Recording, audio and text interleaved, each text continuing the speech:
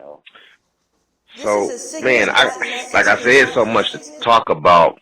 I want to jump onto this.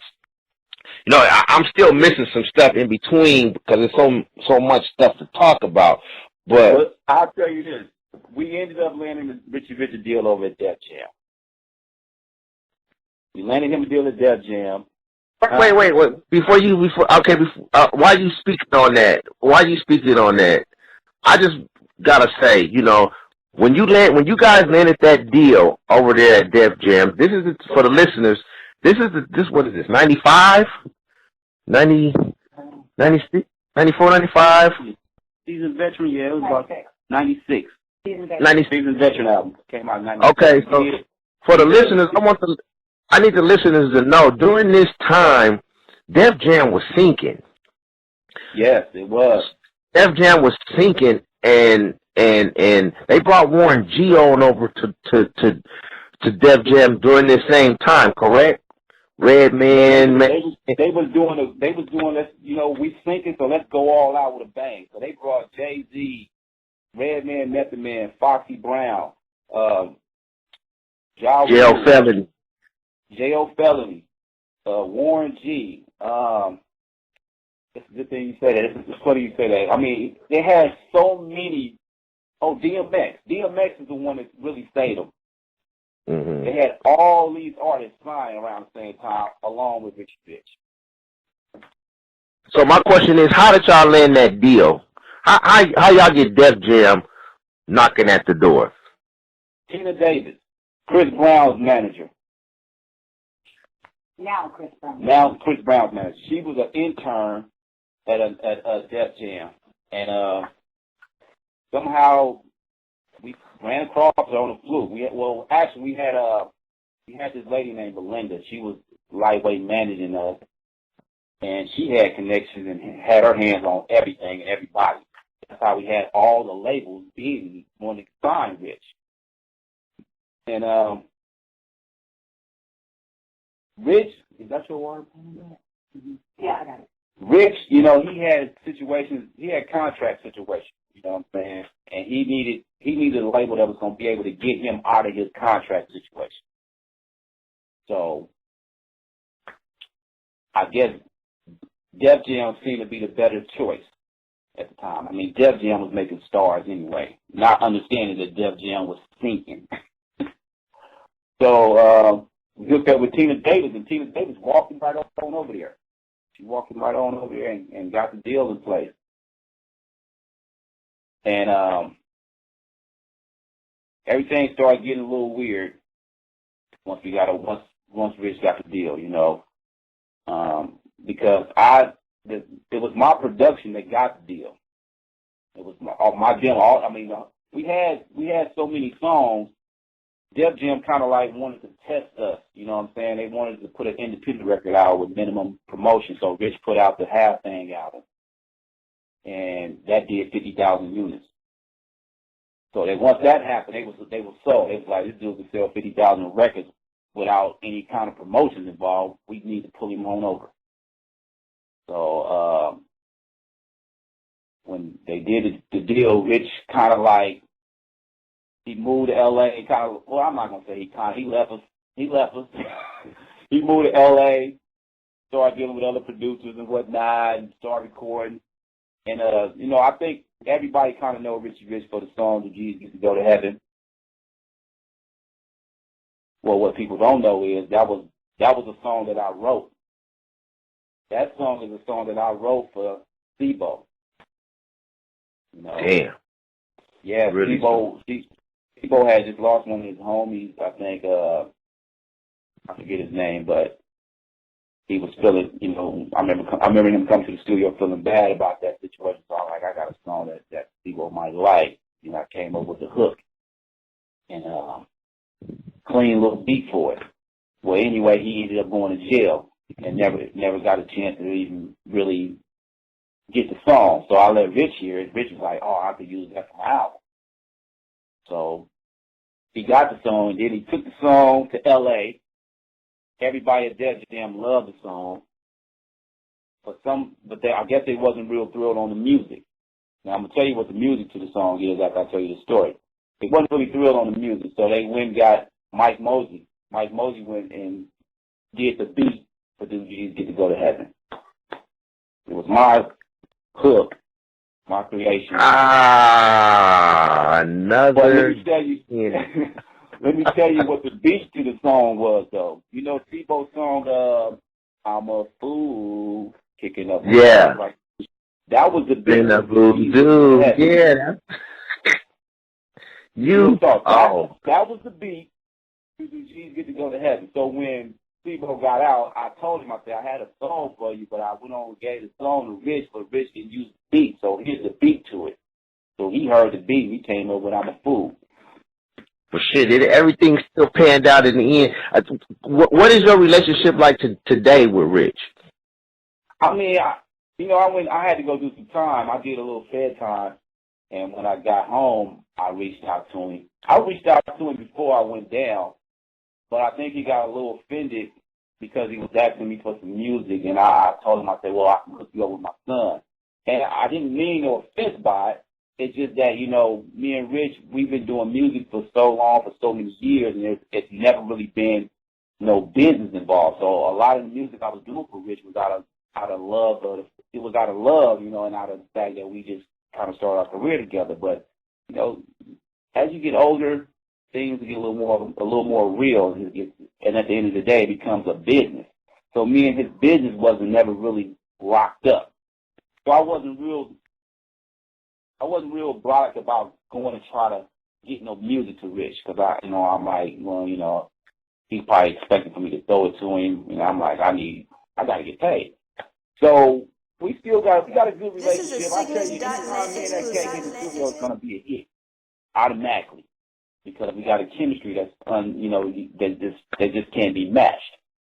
But we haven't really been locking up on anything. I think the last thing I did for Richie Rich was I brought Jay Stalin to him with the Nixon Prior Roundtree album.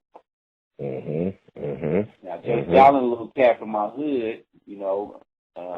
I had Jay Stalin in the studio for a year before I let him even touch the microphone. And the reason why, because his brother was my best friend, and his brother passed on. His brother, you know, he died. He swallowed some rocks, some crack rocks, and never woke up. Anyway, when he came to my house, he knocked on my door and was like, "Man, I'm trying to get into the rap game. I need some music." And I told him, I said, "Man, you know, I held Jay Stalin as a baby. I was there when he was born. You know, that was my best friend's little brother." So I told him, I said, "I'm gonna put you on, man, but I'm gonna put you on the right way. So I want you to just hang out, lock in the studio with me, and just observe, just watch and pay attention and see how it all works and how it comes about." And Jay Stalin stayed in the studio with me for a whole year, and he was there. Same time, Cheech Cole was there, hanging out in my studio. He was there when Cuckoo Kyle came by. He was there when Messy Mars came by. He was there when Nate Dogg came by. He was there when D-Shot came by. He was there when a lot of different cats came by my studio to get music from me. So he been around this music game before he ever touched the mic. Before he even touched the mic, I just wanted him to get the game and understand how the studio worked, because, you know, he was the way. I mean, he could always write raps. He could always write raps, but the way he was writing raps, he was using two radios. He had one radio where he can play the music, and another radio where he can record. And hey, you know what I'm saying? He was trying. You know? Hey, that's how most of Bitty people started out like that. If they didn't have their own lab. Oh yeah, that's how he was doing it. You know, but he always, I mean, he just had an energy and a drive that way he really wanted to do it, and I could see that. So when you see him today with the progress that he's made from the point you held him as a baby, now you looking at him today, seeing the progress that he's made, all of the catalog he got, the label, a respected artist that's representing him and his brand. What do you say about that? Well, I mean, I'm proud of him. I mean, I think he's he's in a place where he hasn't really got the understanding where, you know, because everybody kind of looking to him, you know what I'm saying? They live wire is the, you know, live wire this, live wire that, and that's good. But see, when you carry that much responsibility, when you carry that much responsibility, you have to humble yourself. You have to, especially this music game, because you could be on top one minute and you could be at the bottom the next. And the position that he's in right now, it comes from me bringing him and putting him on a Richie Rich record. See, nobody had never heard of him until I grabbed him and put him on that Richie Rich record. Once that happened, he was like, "Oh, who is this little cat? You know, Jay Stalin, you know." So I'm saying that to say, this is a Cygnus.net exclusive. When you see him all over the place like he is, he kind of like, he don't really acknowledge me or Rich, for that matter. You know, and I'm not mad at him, but it's something that, you know, sometimes you gotta take time to acknowledge, you know, the people who put you in the game. If you notice, I've been speaking highly of Rich, because my music could have never got to shine with the rapper I started out with, the way it did with Richie Rich.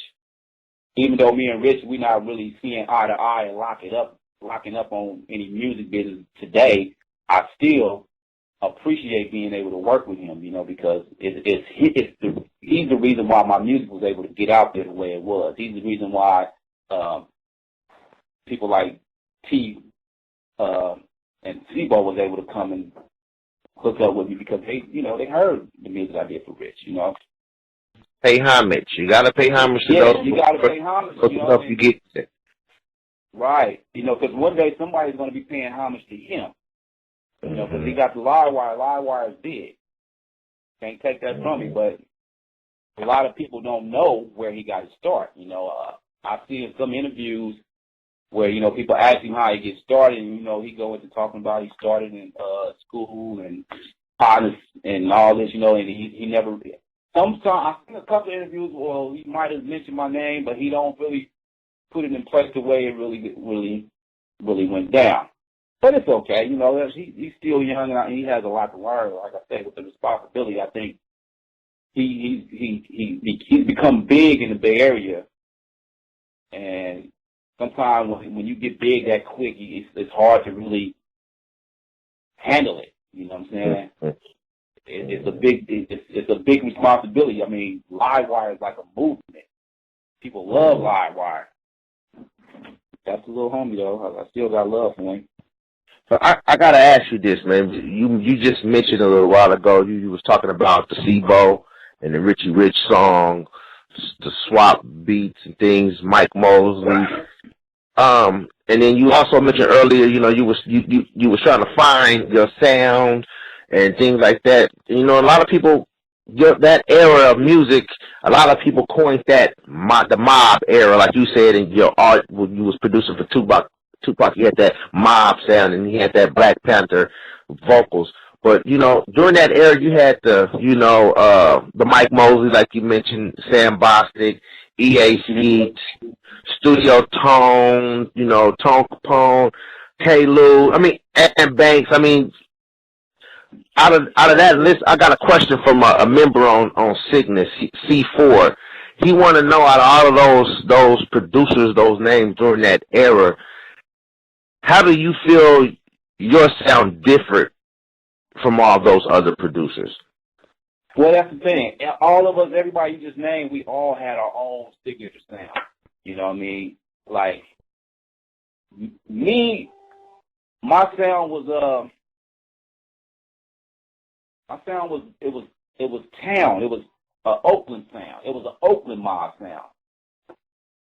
Mike Mosley and Sam Bostic had like a Vallejo Fairfield mob sound. See, it was different because you got to understand, around that time, there's different lifestyle. Even though we all from the Bay Area, there's still a difference between cities in the Bay Area.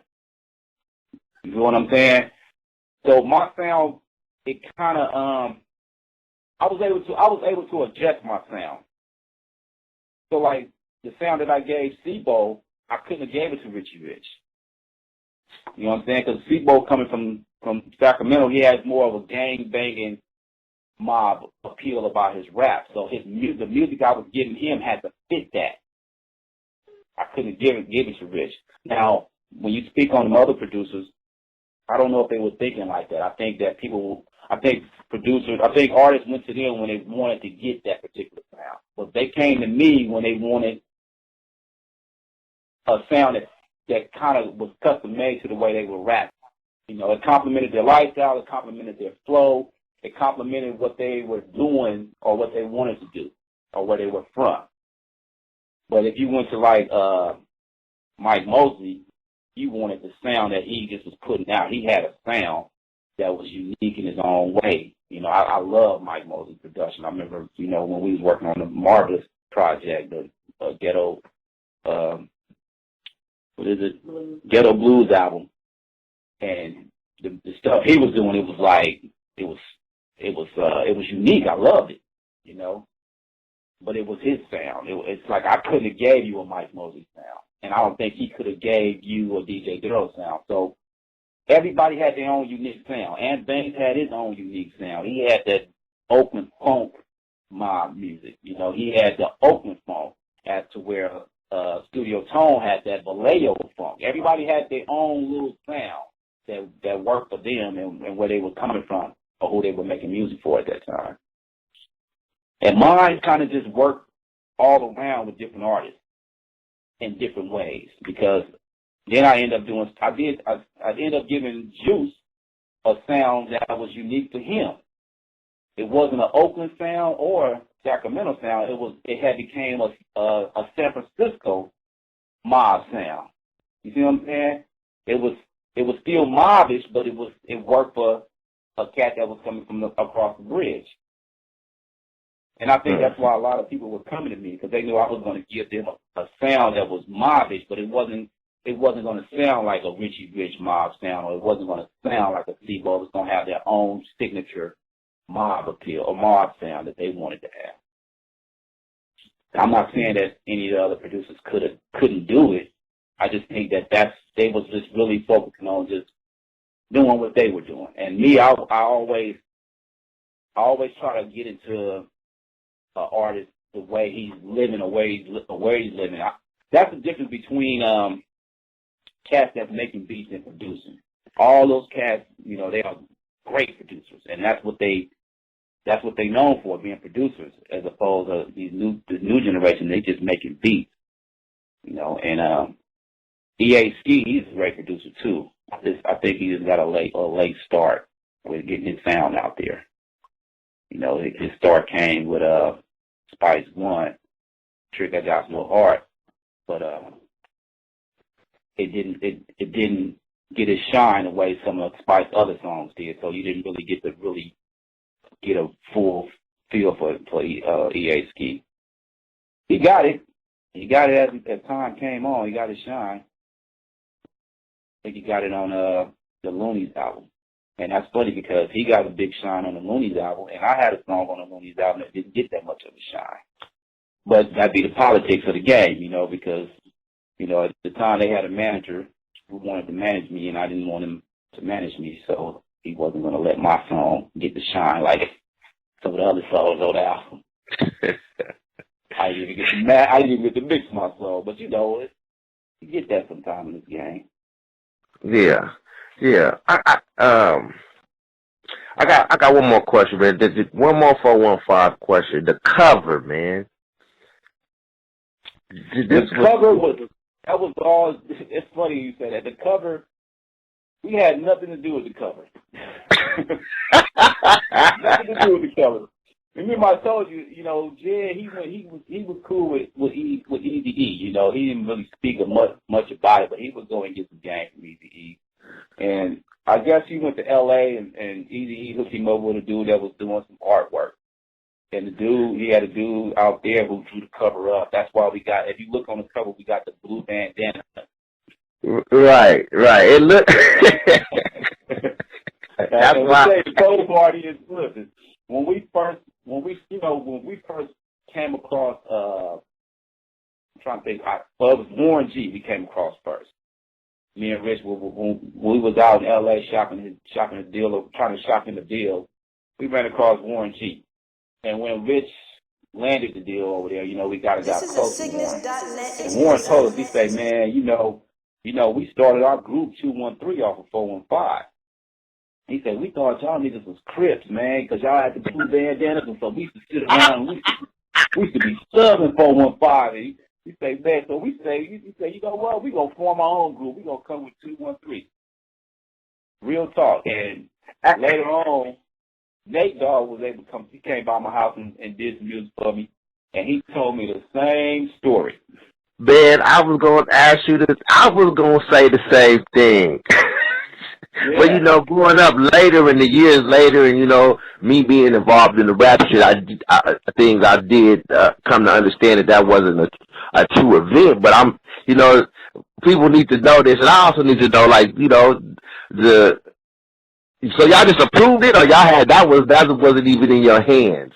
No, because at this time, 415 the group wasn't no more. The area code changed to 510. So when 213 came out, of course, me, Rich, and D-Lo, we can look and say, oh, okay. We could tell that they was getting elements from us. Like when Snoop album came out and he had that song, oh, real G's. But not to cut you off on that one, but like you said, I want to say this before I forget it. You said it has a definite element because it's drawn, and it reminds me a lot of the Snoop Dogg Doggy Style element of his cover. Yeah, that's what I'm saying. Snoop and them, they was getting a lot of their ideals from our 415. The song that Snoop has on that Doggy Style album, he used the same sample. I'll tell you the same sample that I used for Richie Rich. Yep. Right. And see, when I got over to No Limit, Snoop came over there, and that was the first thing he was talking to me about. He said, man, boy, we've been playing 415, man, ever since we were kids. I was like, Warren, and they already told me the whole And I don't know if you know, but you remember the movie Baby Boy? Yep. And you remember what Snoop's name was in the movie? Rodney. Okay, what was the movie? The name? What was the movie where he was D-Lo? The Wash. Man. Another jewel right here, exclusive Sickness.net. Yeah, but they was loving us out there, man. They was feeling our stuff because we had a unique sound. We had our own little sound, and the thing of it was, because Too Short was really the main artist at the time. When we came out, the only artist that was out as far as rapping was Too Short, MC Hammer, Digital Underground, In Vogue, and Tony. So, we was like, we got to have our own sound. We got to represent Oakland with a whole different sound. And that's kind of how we stood out from all the other artists that was coming out. We wanted to sound different. We wanted to be different with a street edge to it. So, indeed, I think that's what made us stand out. Where Snoop didn't pay attention. Indeed, I got to jump on. You just mentioned Master P. Shit, if you yesterday caught up yet, damn. Maybe you'll get a little familiar here. I gotta give you the game on that one. There's a story on that one too. The Beats by the Pound. You end up, you form a group, Beats by the Pound. Y'all on board with No Limit, doing No Limit's Prime or Rise. They dropping albums every week and shit, and doing crazy numbers. How was that experience? That whole experience. First of all, how did you even hook up with Master P and then get signed over there to them and start working exclusively for No Limit? Well, at the beginning, I was telling you about Rich. when he got his deal with Def Jam, he kind of left us to the wind, moved to L.A. So when he did that, I was like, okay, I'm gonna go ahead on and This is a sickness.net exclusive. I was putting out my own record, put my own record out with my own label, and make a long story short, I went to Priority Records to go get a production deal, and Master P was there. Now I had did some business with Master P before he got over to Priority Records. And what it was, he got at me through Freddie T. Smith, and he said he wanted to get some music. So I went to the studio, meet with him in the studio with some beats. And I had a CD with 4 beats on the CD. And I played them for him, and he liked all of them, but he didn't have enough money to buy all of them. He only had enough to really get one of them. So I told him, go ahead and take all of them, and, you just get at me when you can. He was like, man, I'm going to make sure I get back at you. So when I went over to Priority Records and Master P was over there, he remembered that. He was like, man, I remember I didn't have enough money to get all 4 of them beats, and you went on shouting to me anyway. So he's like, man, I want to give you a deal. I want to bring you over to No Limit to be signed with my Beats by the Pound production. And I was like, but I got this group I'm trying to work. I had Steady Mobbin at the time. That was the reason why I was at Priority Records in the first place, trying to get a production deal to put their record out.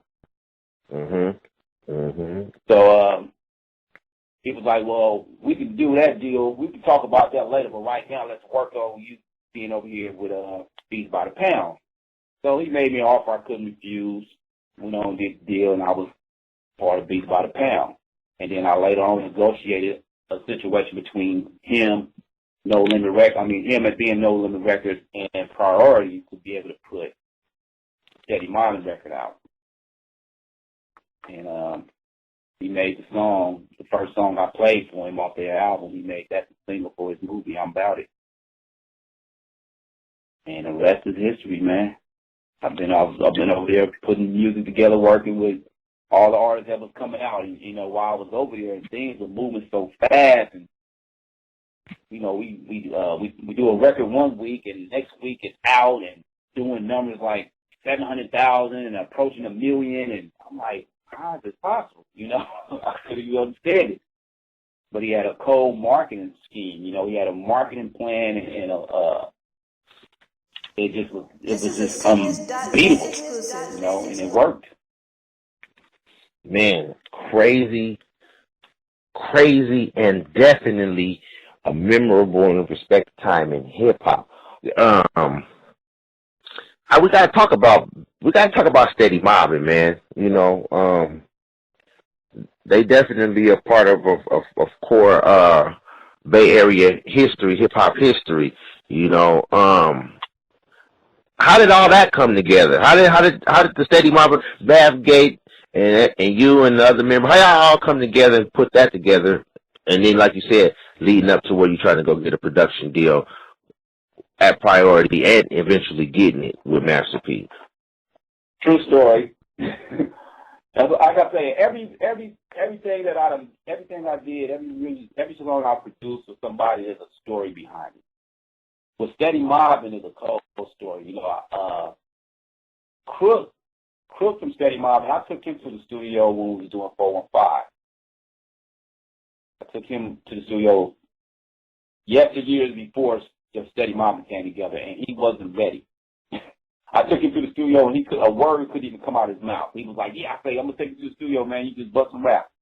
I'm ready. I took him to the studio, and he couldn't say a word. So years go by, I'm riding down the street, through Ghost Town. That's where they're from. And he see me. He jump out in the middle of the street, flag me down. Hey, DJ Daryl, what's up? So I pull over. He's like, I'm ready now. Let's go. I'm ready to do it now. I got a group, me and Bab Gay, and they had a little female. I think her name was Shitty Shay or something. He's like, man, we put a We got a little CD that we already did, man. We ready now, man. We just need a manager. That's what he said. He said we needed a manager. Because they didn't really know what they wanted or what they needed. They know that they just knew that a manager was going to help them get what they needed. So I told him, I said, well, I'm not a manager. You know that. I make beats. He said, well, man, whatever you can do to help us, man, we need it. We need your help. So I had a business partner at the time named Reggie. This is a Cygnus.net. Me and Reg put him in the studio. Once again, the grill. We did a block out at the grill for like, I think, 2 weeks. And every day for 2 weeks we was in the studio recording until we finished the project, you know, and they was going through it, you know, they was having issues. Bad Gay was having baby mama issues, and Crook was having issues with where he was living with. His girlfriend at the time was knocking windows out of his car and putting tires on flat. And, you know, they was having issues, you know. So it was a lot of strength putting that record together. But, you know, I helped him a lot. I just assured him, you know, we're gonna get a situation. We're gonna get a situation. That's why when I went to Priority, I was really stressing the fact that I'm trying to get a production deal to try to get these dudes some money so they can get in a better situation.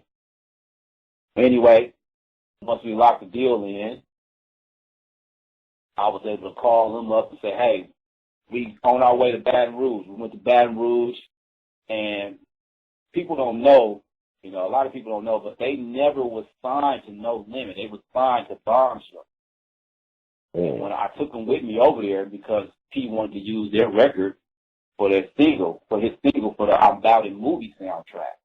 And I had already worked the deal out where the album was going to be coming out through No Limit / Priority, you know, just to have that stamp on there. You know, P even said, you know, just to have a No Limit tank on that album was going to make people pick that album up quicker. So I was like, I agree. But he made it very clear to me and him, you guys are not signed to No Limit. Y'all signed to DJ Daryl's label. When I pay Daryl, he's going to pay y'all. So that was made very clear. He said, I'm going to give y'all some chains. Gave him some No Limit tanks to wear around their necks. He said, I'm going to give y'all some change because y'all represent No Limit. But as far as the business goes, this is how it's going with DJ Daryl. So they was cool with it. Everybody was cool with it. It was all good, you know.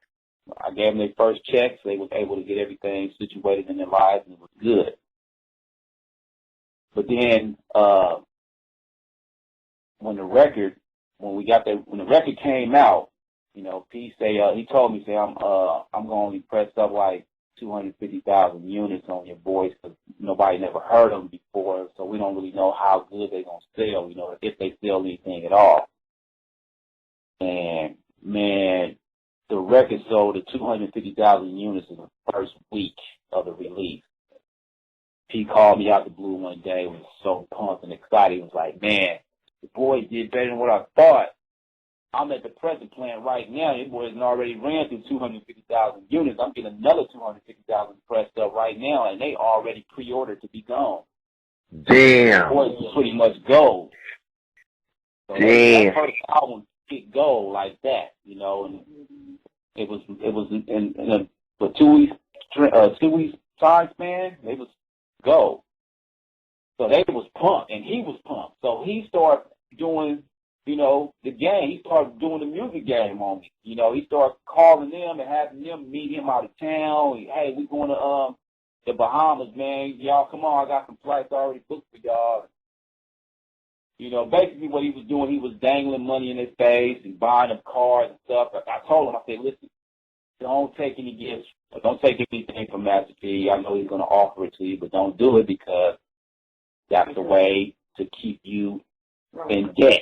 You know, because he got anything he do for y'all financially is going to be recoupable.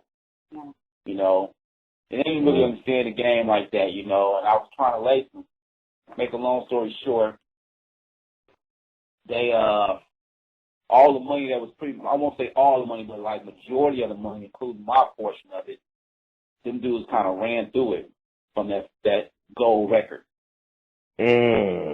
From advances, you know, just This every is a time they see P, he cut them sickness.net a check for like exclusive. 15,000 each, you know, they buying Versace suits whenever video shoots, flight pier, cars there, Rolex there, you know, they was getting all kind of stuff because P really wanted to sign them directly to No Limit.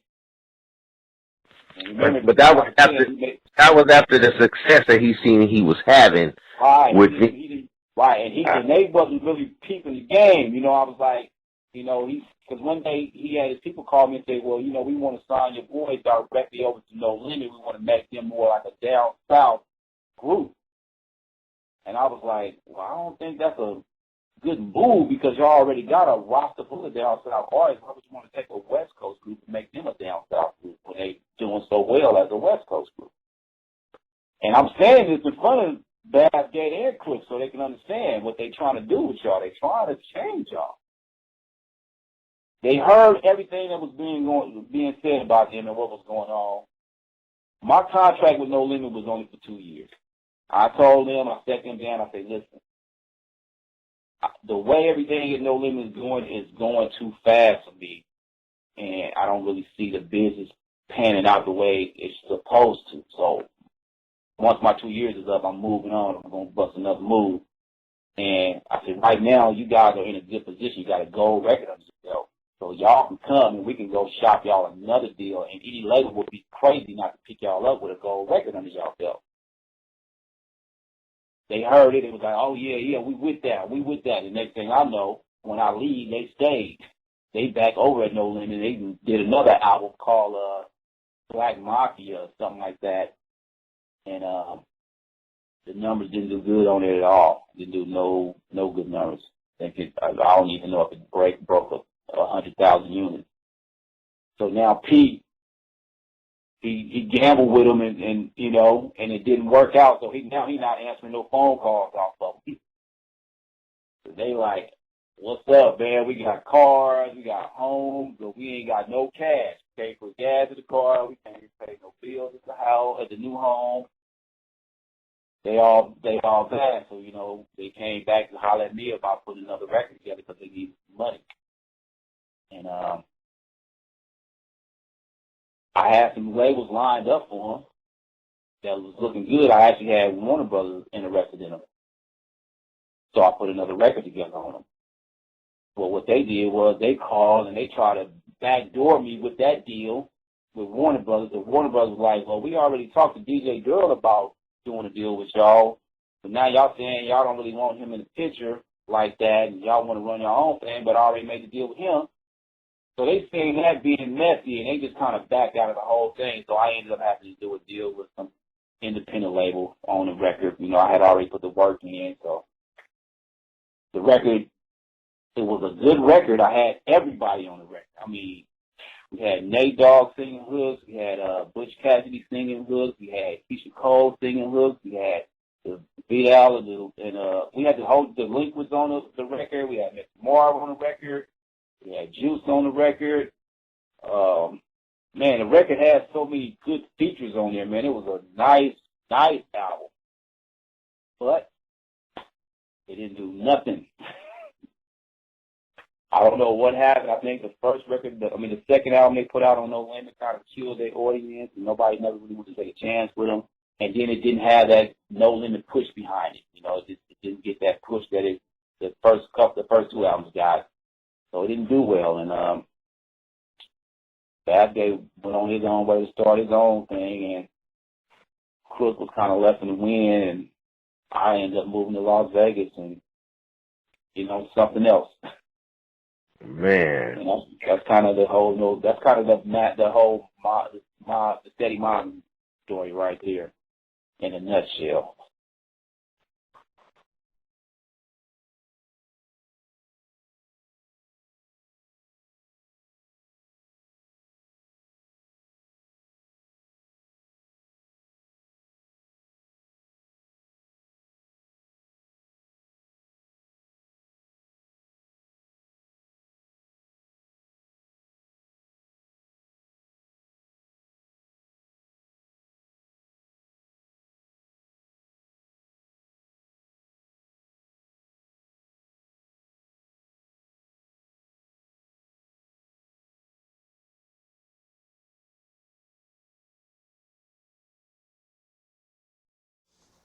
This is a Cygnus.net exclusive.